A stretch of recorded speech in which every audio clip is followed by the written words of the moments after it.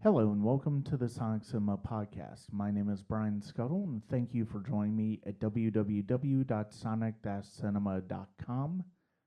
Join us at Sonic Cinema Patreon at patreon.com/Sonic Cinema. Every contribution of $3 or more, you'll get content including discussions on my music, pieces that nobody's ever heard before, commentaries that nobody's ever heard before, as well as some advanced reviews that I'm planning on rolling out here coming up in the next couple months. And that is patreon.com/Sonic Cinema. Even if you just contribute the $1, that gets you onto my mailing list, and you'll get links to all of the reviews. And that's patreon.com/Sonic Cinema. Today, I'm joined by a director of a documentary about the evangelical Christian support for Donald Trump. His name is Christopher Maloney, and he has made a movie called In God We Trump that he has been taking around to screenings and festivals, and now has a Kickstarter campaign in order to try to get funds so that he can have it released onto digital platforms like iTunes and Netflix and Amazon. So I hope you enjoy this conversation with Christopher Maloney. Joining me today is the director of a documentary that I was told about earlier this year. It is about the evangelical Christian support for Donald Trump and sort of trying to get to the bottom of why evangelical Christians flock to somebody who is, for lack of a better term, somewhat more morally dubious in his dealings. Uh, and Chris and the director Christopher Maloney is here. We're going to talk about the film. We're going to talk about his just him in general, and we're also here to promote a Kickstarter they just started to try to raise funds in order to get the film onto Amazon and Netflix. So thank you for joining me, Christopher Maloney. Thank you. So before we get to the film specifically, In God We Trump, what exactly inspired you to get into filmmaking? Oh, well, I guess it started. I had always loved uh, movies when I was a kid, and it was kind of an inaccessible thing in a way because I grew up in a very rural part of Ohio, and the nearest movie theater was about 45 minutes away or so. So going to the movies was such an event and such a thing that I loved doing, but didn't get to do that often. So there was kind of a mystery surrounding it at that point. And when I did get to see them, it was just this thing that, like, some movies were so good. I think you and I are about the same age, and we grew up in a time when all these amazing movies were coming out. That was like kind of the golden age of Spielberg. Um, Mm-hmm. he was the first filmmaker that I was really aware of. Mm-hmm. Like seeing his name at the end of movies, it was um, like his name was at the end of all my favorite movies. So then it became like a tangible thing that there were people out there who made movies, and it seemed like the same people made all the movies that I loved. So that was a connection for me when I was younger. And then I just kept with it and went to journalism school and decided to use that to kind of go toward the approach of making documentary films. So I'm still at it. Are there particular have you gone that much into watching documentaries from other filmmakers, and are there any in particular that have stood out to you? Oh yeah, Werner Herzog is the first name that comes to mind, and Because he seems to, I mean, there seems to be nothing like safe or sanitary about the films that he makes. You know what I mean? Oh Like yeah, yeah. he's talked about. I'm confident that he would willingly die to make any of the films that he's made, and I admire that so much. Hmm. And I mean, he's been locked up before. He's put himself in harm's way many times just for the sake of trying to tell a story. Hmm. And I really love that. Yeah, and for probably most of your listeners probably know who he is, but um, just just to mention that he's probably most well known for Grizzly Man, which I love. I still think it's one of the best um, just portraits of the inside of a human being's soul ever Hmm. done. Yeah. Uh, so I watch that usually every year or two. I go back and watch that just to kind of remind myself like why I do what I do. That's as far as documentary films. That for me is the gold standard. But I love him, and I love uh, Stephen Hmm. James, and um, well, Michael Moore also. I mean, Yeah. like, and then even people like Ken Burns. I mean, they're all like radically different from each other, but they never make documentary films that seem like they could have been generically on the History Channel or something. They always you can always tell that it's from these specific individuals. Yeah. So even though they're not telling their story, it's very clear who the storyteller is. Hmm. Have you gotten too much into? You mentioned Werner Herzog, and yes, I'm a huge fan of Herzog myself, both his documentaries and his feature films. How familiar are you with Errol Morris? Yeah, I know of Errol Morris. He's out here where I live, outside of Boston. So he's definitely a big presence around here. But Gates of Heaven, of course, everybody should check out. Hmm. And then he's cool because like he's another guy that if you see just a few seconds of a film, you can tell it's him because Hmm. of the way he shoots, the way he like has the interview subjects looking right at you. Yeah. Um, yeah, he does that in a really amazing way. Hmm.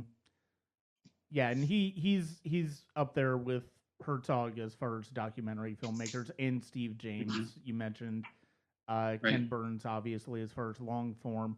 And Hmm. obviously, you mentioned Michael Moore, and that's actually a good way to get into the subject of your film, In God We Trump.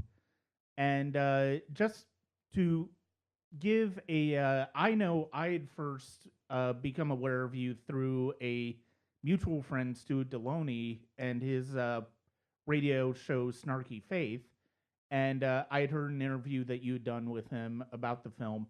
But for people who haven't necessarily heard that, where where exactly did the inspiration for "In God We Trump" come from?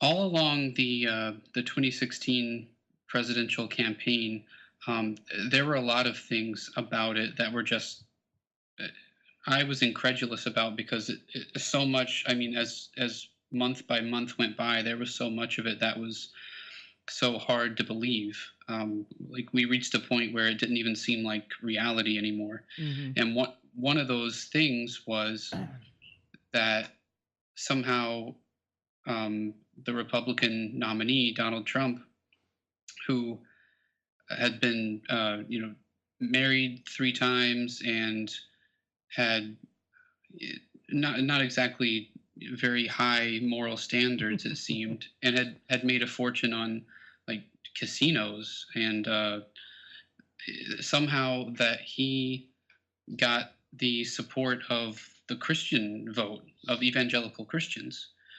And so that was, I was raised evangelical. I don't consider that part of my spiritual experience now, but I know that world very well. Mm-hmm. But because I haven't really gone to an evangelical church for several years, I had kind of lost touch with how willing they were to get in bed with anybody who was backed by the Republican Party and anybody who hit a few of their check marks, Mm-hmm. um, mostly like being against gay marriage and being against abortion. And it seemed that they were willing to give character a pass. And so, as a Christian, as somebody who was brought up in the evangelical tradition, I had to find out for myself why exactly they were so excited about him. Mm-hmm. And so that's how the whole thing got started. And I kept thinking, like, I've never done a political documentary before. Um, but I kept thinking, like, somebody who's more um, suited to to tackle this kind of topic is going to come along and do a film about this subject.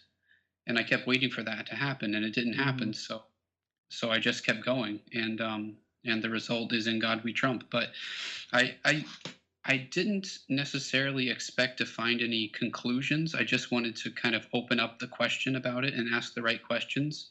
Um, that said, I do think that if you watch the film, it will be much more clear to you, why they voted for him and what each member of that relationship is getting from the other. Yeah, and it was really fascinating to. I mean, I normally don't discuss politics on this podcast because it's a movie website, but the fact of the matter is, it's like it's impossible to talk about anything about not talk about politics with regards to this film, which is perfectly fine. The thing that blew my mind, apart from the fact that he actually got the nomination, and he actually ended up getting elected, is the fact that evangelical, like everybody thought that Ted Cruz going into the primaries was going to be the evangelical darling. That evangelicals were going to head his way just because he seemed to capture that identity stronger than anybody else in the Republican primary.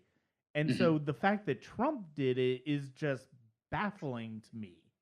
And yeah, I'd seen, you're saying, like you've said, there's not really a whole lot as far as nobody's really tackled the real nobody there aren't really a whole lot of places that have really tackled that sort of question as to why the heck have evangelicals gone to Trump.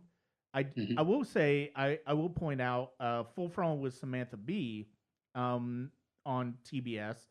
The year of the primary, I think it was after Ted Cruz had gotten had conceded, and they talked about, well, how did Trump end up getting the evangelical? And it pointed to the fact that the modern evangelical religious right everybody looks at their opposition to abortion as the main catalyst behind that movement. But if you go back a few years further, it was actually it goes back to civil rights and Hmm. basic white nativism. And that was one of the more interesting things. And when you think about the rhetoric that Trump was putting forth throughout the entire campaign, as well as his presidency, it makes all the sense in the world. You Once you put in that prism, it makes a lot of sense as to why that happened. It does, yeah. I mean, in a way, I mean, now that I've done the film, I'm not baffled by it anymore because they had been the religious right and the Republican Party because they're associated with the religious right, and then evangelicals because they make up that population. They had been headed this way for a long time, Mm-hmm. and like you said, it started like, I mean, probably like around the '60s, like with the um, people becoming more accepting in society of like homosexual relationships, and Mm-hmm. more accepting in society of like sex outside of marriage. I mean, that was so appalling to a select group of people that they like their answer to it was to form the religious right, to form the moral majority, basically as a way to just say, like, we don't think this is morally acceptable, and we want to keep our behavior and our prejudices normative. Mm-hmm. And the people who want to veer out of that, we're going to make them feel like second class citizens because they're making us uncomfortable. I mean, Yeah. that's kind of what it was, and it's just gotten more and more escalated, especially with like preachers who buy into that sort of thing, and then they get really exposed on television and now like the internet.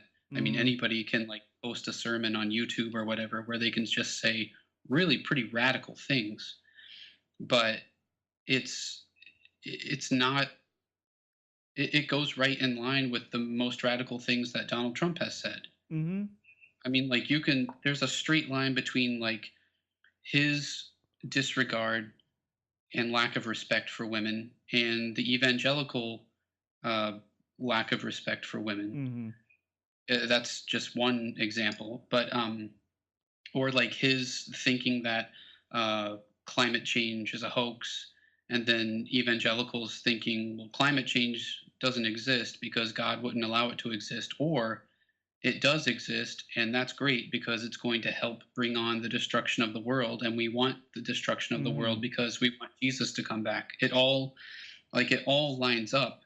They just hadn't had like they hadn't had a candidate come out and say the most ridiculous things that they were already saying in church. Yeah. And when he did, they just went crazy for him. Mm-hmm. Well, and I mean it. As terrible of a businessman as Trump actually is, Hmm. he's very shrewd as a salesman. Hmm. And in the fact that it's like he can understand exactly what he needs to say to get maximum impact, not just in the media but in terms of the base that he is trying to gain support from. And that's yeah, that's one of the things that when you I mean, I have him pegged right away that it's like, does he necessarily believe all of these things that he's saying? I don't necessarily know, but I know his base ate it up.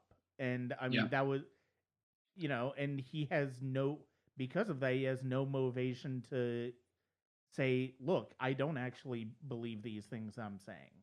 Or he Hmm. may just believe them empirically anyway. I mean, this is a guy who took out a full page ad in the New York Times calling for the execution of the Central Park Five. And I mean, Right. somebody who, racially discriminated in his hotels and apartment Yeah. complexes. And so, yeah, I mean, it's when you were going about making the film, for those people who haven't seen it, it's largely it's got you do have a lot of interviews with people. Unfortunately, there aren't a lot of interviews with Trump supporters, which you address in the film. Uh, what what was the pushback that you had with regards to getting Trump supporters on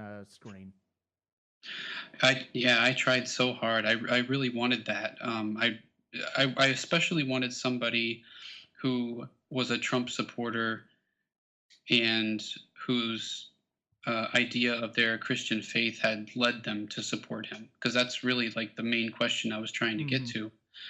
Um, I I did speak to a lot of people who fit that criteria, and just none of them would do an interview with me. Not a Mm-hmm. single one. They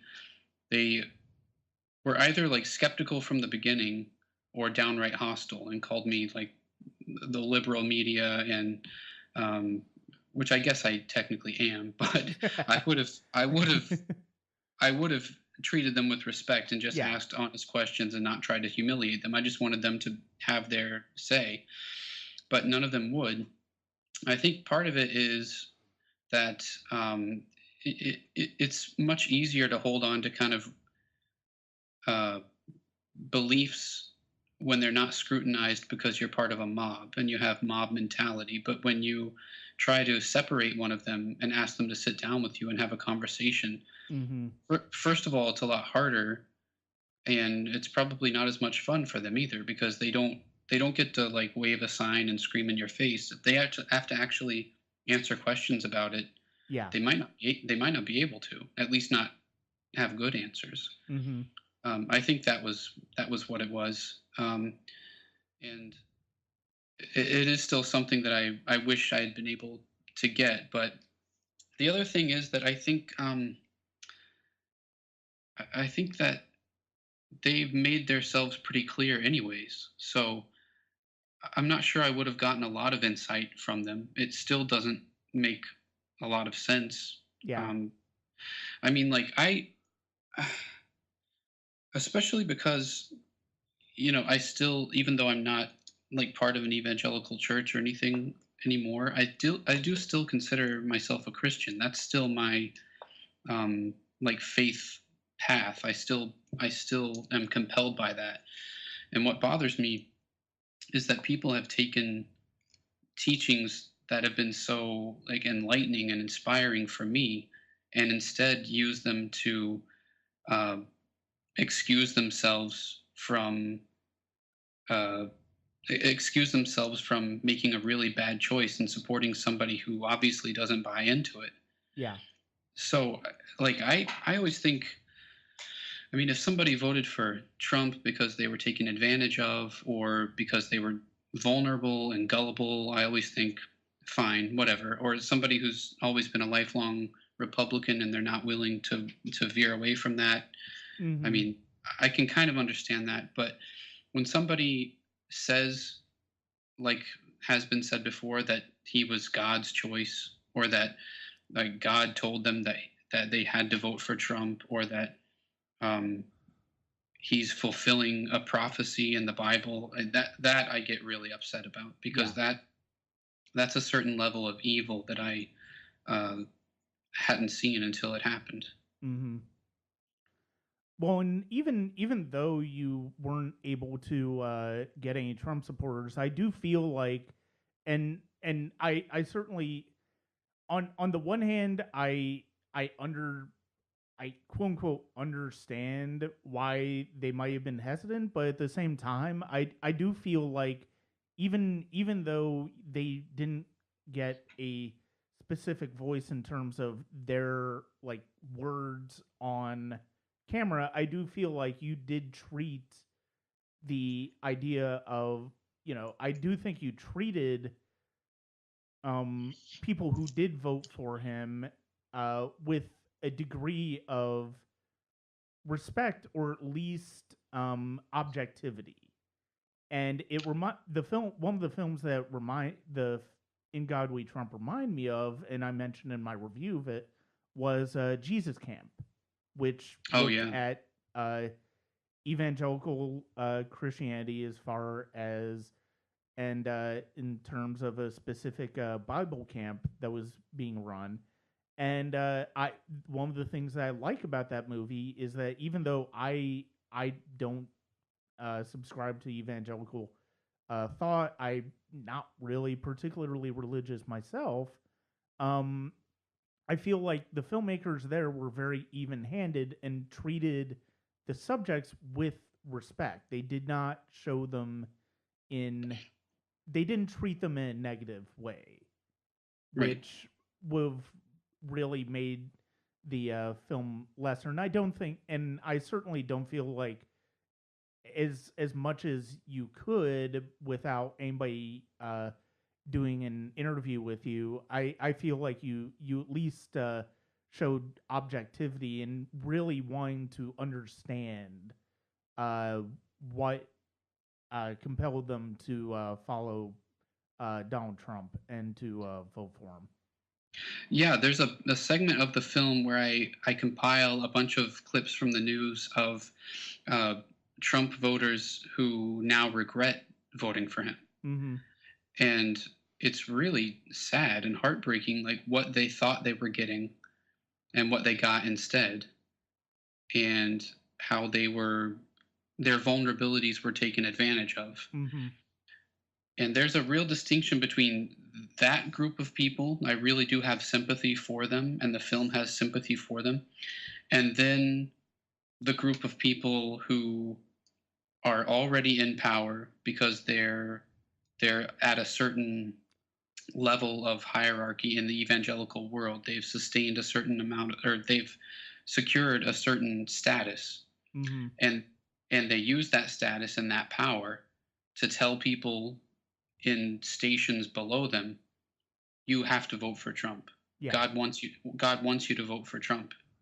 That those people I have no sympathy for, Yeah. because they knew what they were doing. Mm-hmm. They were trying to keep their place, Mm-hmm. and um, find somebody who went along with their outdated ideals. I mean, one of the guys we show in the film is Jerry Falwell Jr., who's the Mm-hmm. president of Liberty University, and he said that uh, Trump is the evangelical dream president, and he still, I mean, he said that after he had already been in office for several months, so Yeah.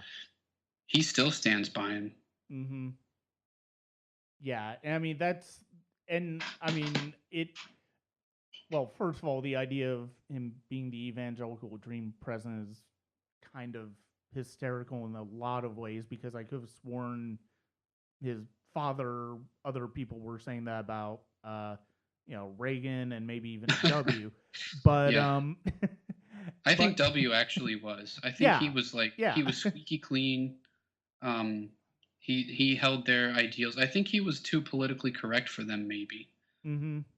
Um, there were certain lines he wouldn't cross. Yeah. But yeah, he was about as good as it got for them. But one interesting thing that Trump did was picking Mike Pence as his vice Mm-hmm. president, because Pence is such an evangelical darling. I mean, he looks the right way, he behaves the right way for them. And I mean, Trump did that obviously with their vote in mind. Oh, yeah. Oh, yeah. And I mean, that, and having Pence in there really, it really brings the evangelical vote back to the social issues that we usually associate with it in terms of abortion and homosexuality and all of that.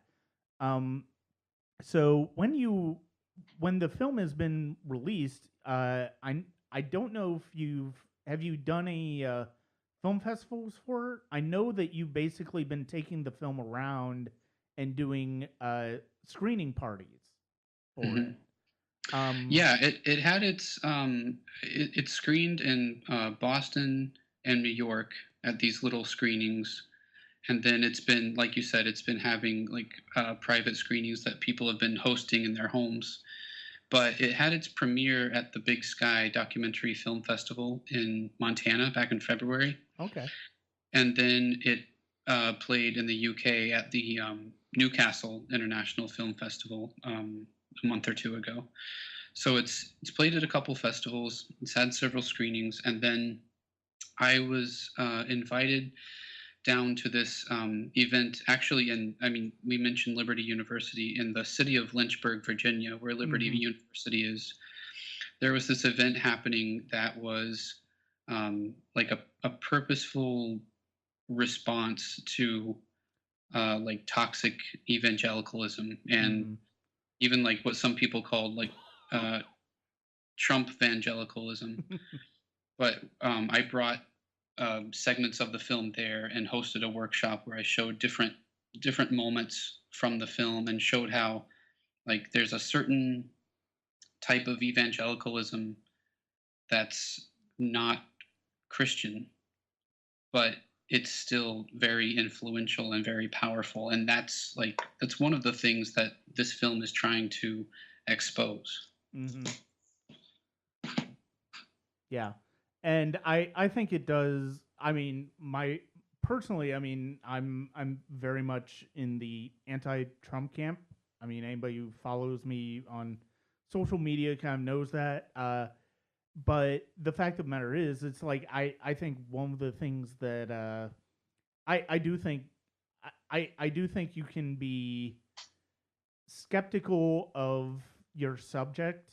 And I do think this is I when you mentioned Michael Moore, I mean the obvious film I would compare this to of his is Fahrenheit 9/11, which he did about Bush and the Iraq War and the response to 9/11.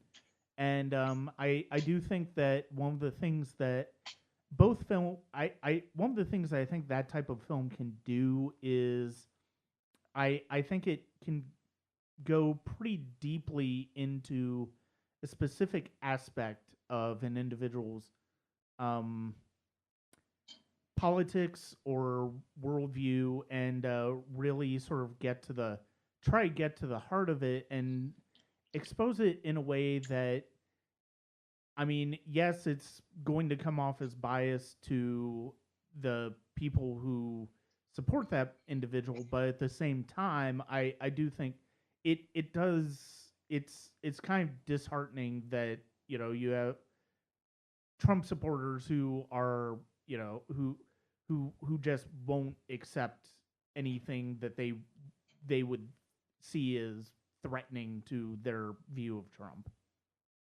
Hmm.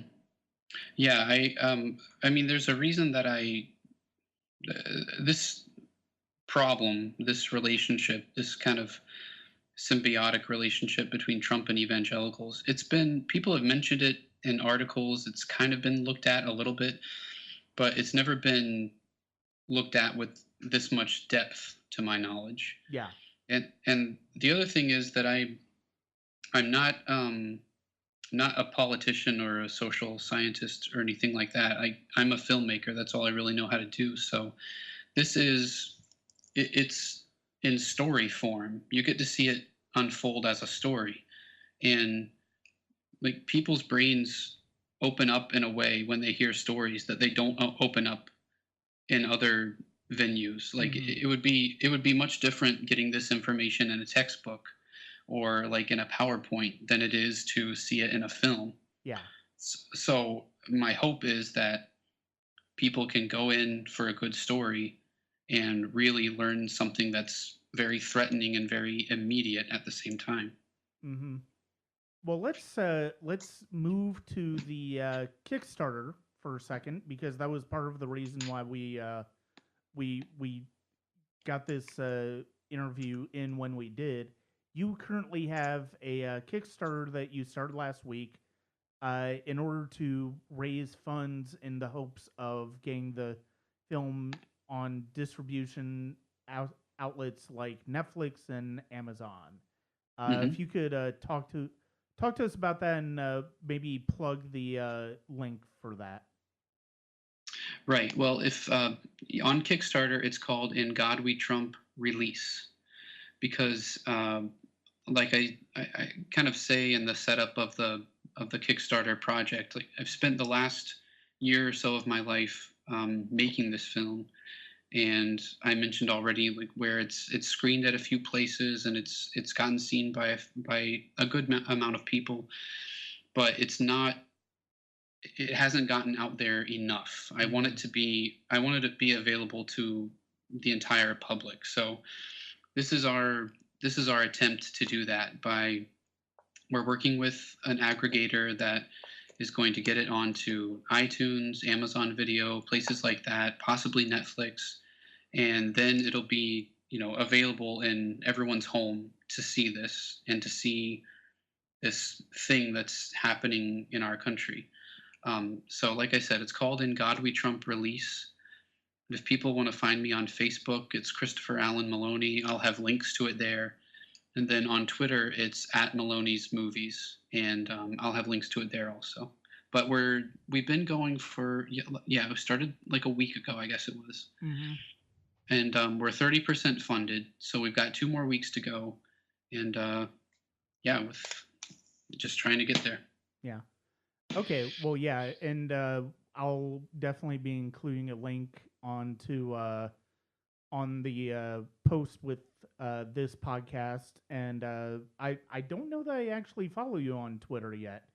I'll definitely be sure to do that and tweet out that link for people who follow me on Twitter and also the Sonic Cinema Facebook page. Mhm. Um, Before we close, what do you is it have you are you still basically primarily focusing on In God We Trump right now, or do you have ideas for different projects coming down the pipeline? Yeah, actually, before he got elected, I was working on a narrative film based on a short film that I directed a couple years ago, and I was working on getting like a budget together for that. The script is written, and then he got elected, and I felt like I had to put that on hold and tackle this subject instead. Mm-hmm. Uh, so yeah, now that we're getting it released, I guess I'll go back to that. Okay. Yeah, I'll definitely be curious to to see updates on how that goes for you. Hmm. Well, Christopher, thank you very much for joining me today. I don't know that I have much of anything else specifically. If you want to plug your, you've already done a little bit of your social media as well as any other websites that you have. Yeah, the website is ingodwetrumpfilm.com. So don't go to ingodwetrump.com. I can't vouch for that, but I think that might be something very, very antithetical to what we're working on. But yeah, it's ingodwetrumpfilm.com. And be sure to find the Kickstarter at In God We Trump Release. Um, Thank you very much for joining me, Christopher. And before we sign off here, and before you and I finish up officially, I'll just do a quick. I'll turn off the record and make sure everything's saved and stuff like that. So all that's good, and then we'll go ahead and finish up. But Chris, thank you very much for joining me. Thank you.